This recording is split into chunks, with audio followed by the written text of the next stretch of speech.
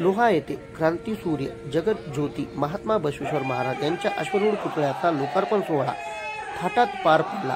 कार्यक्रमाचे उद्घाटक म्हणून खासदार प्रतापराव पाटील चिखलीकर तर अध्यक्षस्थानी नगर अध्यक्ष गजानन सूर्यवंशी, प्रमुख पाहुणे म्हणून शिवा संघटनेचे राष्ट्रीय अध्यक्ष प्राध्यापक मनोहर धोंडे, माजी नगराध्यक्ष कल्याण सूर्यवंशी, प्रवीण पाटील चिखलीकर, काँग्रेसचे संजय भोशीकर, शिवसेनेचे बाळासाहेब पाटील कराळे, माजी जिल्हा परिषद सदस्य हंसराज पाटील बोरगावकर, हरीश भाऊ चव्हाण यांच्यासह धर्मगुरू व शहरातील नागरिक मोठ्या संख्येने उपस्थित होते। यावेळी प्रथम ढोल ताशाच्या गजरात फुलांची सजावट व उधळण करीत फटाक्याची जोरदार आतिषबाजी करत जगज्योती महात्मा बसवेश्वर महाराज यांच्या अश्वरूढ पुतळ्याचे अनावरणाचे उद्घाटन खासदार प्रतापराव पाटील चिखलीकर यांच्या हस्ते करण्यात आले। या प्रसंगी खासदार प्रतापराव पाटील चिखलीकर यांनी नगर अध्यक्ष गजानन सूर्यवंशी यांच्यावर कौतुकाची थाप मारली व विरोधकांची बोलती बंद केली। तसेच या प्रसंगी नगर अध्यक्ष गजानन सूर्यवंशी पत्रकारांशी बोलताना म्हणाले, लोहा शहरातील जनतेने भाजपाचा नगर अध्यक्ष व 13 नगरसेवक निवडून दिले। सभागृहातील सर्वांना सोबत घेऊन शहरातील रस्ते, नाले, स्मशानभूमी असे अनेक विकास कामे केली। तसेच लिंबोटी धरणाचे पाणी लोहा शहराला मिळावे म्हणून पाणी पुरवठ्याचे काम केले असल्याची या प्रसंगी पत्रकारांशी बोलताना नगर अध्यक्ष गजानन सूर्यवंशी यांनी सांगितले। माध्यमातून आज लोहानगर परिषद प्रांगणामध्ये जगज्योती महात्मा बसवेश्वर पुतळ्याचं अनावरण झालं। सर, आपल्या शब्दाचं पूर्ण झालं, सकाळ पुढे जाईल, काय सांगाल? लोहा नगरपालिकेच्या निवडणुकीमध्ये आम्ही काही लोहा शहरातील जनतेला वचननामामध्ये जाहीरनामा प्रसिद्ध केला होता। त्या जाहीरनाम्यामध्ये लिंबोटीचं पाणी पुरवठ्याची योजना असेल, छत्रपती शिवाजी महाराजांचा अश्वारूढ पुतळ्याचा विषय असेल, शहरातील विविध भागात जिथं काम झालं नाही तिथं विविध भागात विकास करण्याचे काम असेल, सभामंडपाचे काम असेल, लिंगायत स्मशानभूमीचा प्रश्न असेल, लिंगायत स्मशानभूमी उपलब्ध करून देणे असेल आणि माझी नगराध्यक्ष म्हणून अशी भूमिका होती की लोहा शहरामधील महात्मा बसवेश्वर, छत्रपती शिवाजी महाराज, डॉक्टर बाबासाहेब आंबेडकर, अण्णाभाऊ साठे सर्व महामानवाचे पुतळे माझ्या कार्यकालात व्हावे अशी मनोमन माझी इच्छा होती। त्यामध्ये सुरुवातीला रयतेचे राजे छत्रपती शिवाजी महाराज यांचा अश्वारूढ पुतळा आपण नुकताच मागच्या वर्षी बसून त्याचं आपण उद्घाटन केलेलं आहे, त्याची पूर्तता आपण केलेली आहे। दुसरी गोष्ट, डॉक्टर बाबासाहेब आंबेडकर यांच्या पुतळ्याच्या संदर्भात पूर्ण कारवाई झालेली आहे। आमच्या लोहा नगरपालिकेचं समाज मंदिर आहे, तिथं आता डॉक्टर बाबासाहेब आंबेडकर यांचा पुतळा उभारला आहे। त्याचे जिल्हाधिकाऱ्याच्या काही डॉक्युमेंट्स किंवा जिल्हाधिकाऱ्याची काही मान्यता जी असेल ते अद्याप प्राप्त नाही। लवकरच ती प्राप्त झाल्याच्यानंतर डॉक्टर बाबासाहेब आंबेडकर यांचा पुतळ्याचं अनावरण काही दिवसातच होईल। त्यानंतर जगज्योती महात्मा बसवेश्वर यांच्या पुतळ्याचा विषय हाती घेतला। ते हाती घेत असताना बऱ्याच अडचणी आल्या। त्या येणाऱ्या काळात मी माझे आणखी नगराध्यक्षाचा कार्यकाल दोन दिवसाचा आहे।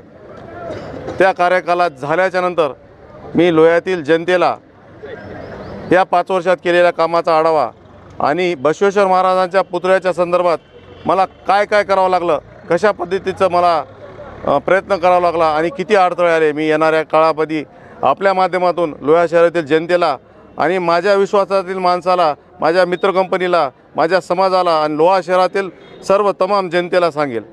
आज जगज्योती महात्मा बसवेश्वर यांचा अश्वारूढ पुतळा उभारला। खरंच या तिन्ही महापुरुषांचे पुतळे माझ्या कार्यकालात पूर्ण झाले, याचा मी भाग्यवान आहे। माझ्या काळात झाला, मला खूप यांचा अभिमान आहे। आता अण्णाभाऊ साठे यांचा पुतळ्याच्या संदर्भात काल परवा माझ्या सर्वसाधारण सभेमध्ये त्याचा ठराव पारित झाला। त्याची कायदेशीर पूर्तता आता त्याचा तयार करालोत।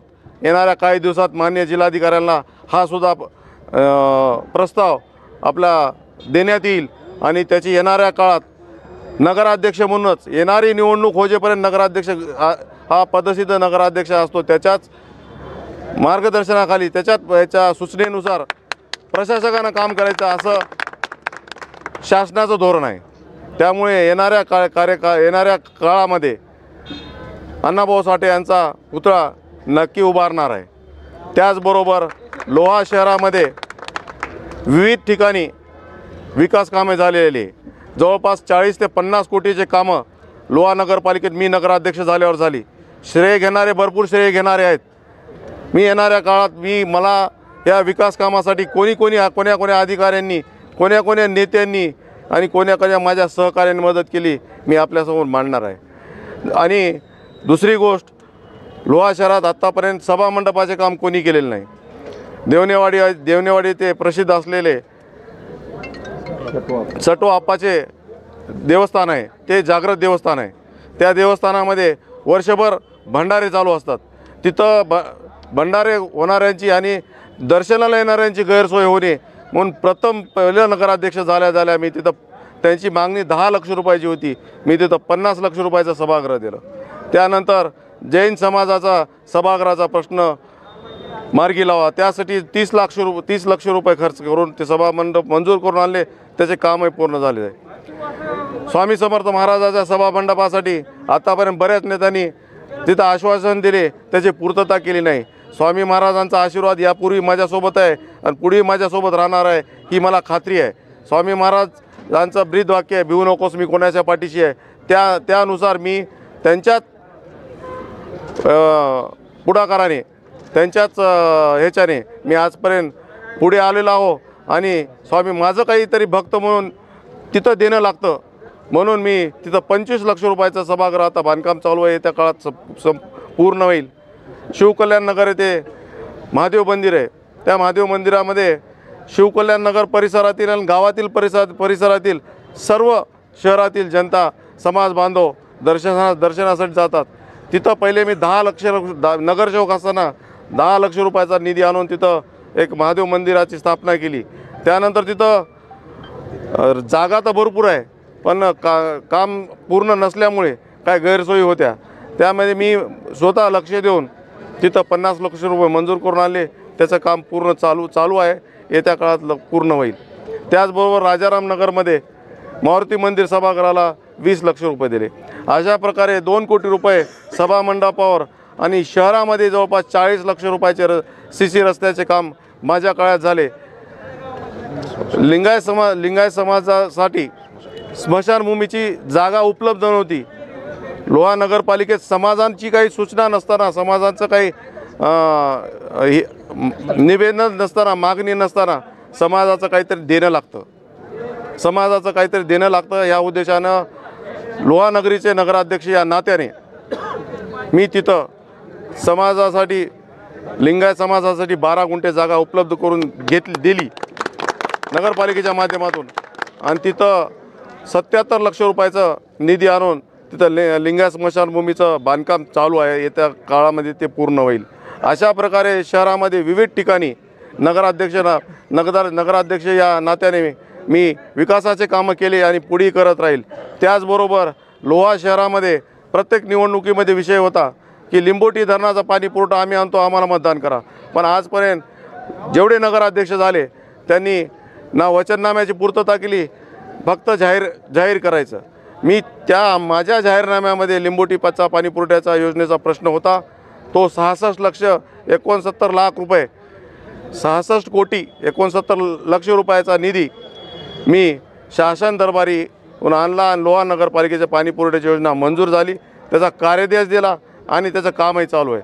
येत्या 1 ते 1.5 वर्षामध्ये लोहा शहराला लिंबोटीचं शुद्ध फिल्टरचं पाणी मिळेल आणि शहरातील विकास कामे अशा प्रकारे माझ्या कार्यकालामध्ये होत आहेत।